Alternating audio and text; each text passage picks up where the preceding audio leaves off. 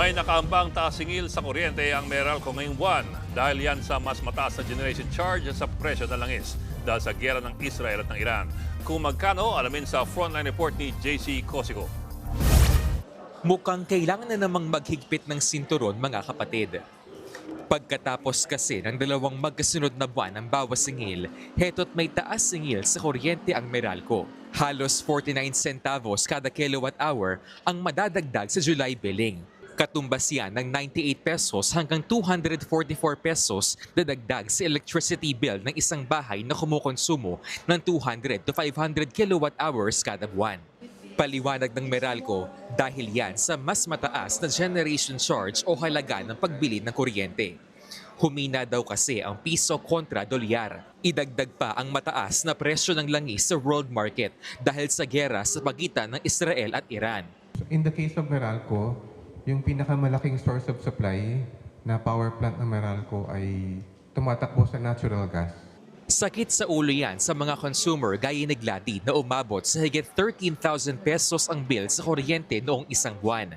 Bukod kasi sa on and off ang paggamit nila ng aircon para sa nanay niyang may high blood, magdamagan din ang kanilang refrigerator dahil sa negosyo.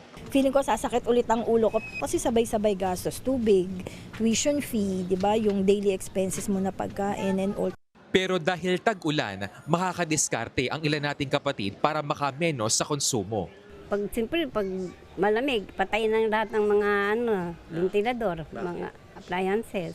Bakit po? Siyempre, para makatipid nga. Wala nga tayo pambayad. Ang hirap na ng buhay ngayon. Hindi pa masabi ng Meralco kung magtutuloy-tuloy ang taas singil sa kuryente. Pero tuwing tag-ulan, pababa ang demand sa paggamit ng kuryente.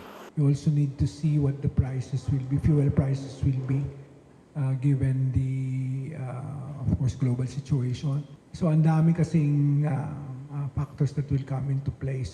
Para naman makatipid, payo ng Meralco, iset sa 25 degrees Celsius ang aircon. Yung komportableng lamig lang para maginhawa rin ang bulsa. Siguraduhin din daw na nakasara ng maayos ang mga refrigerator at iwasan itong punuin. Nagbabalita mula sa Frontline, JC Cosico, News 5.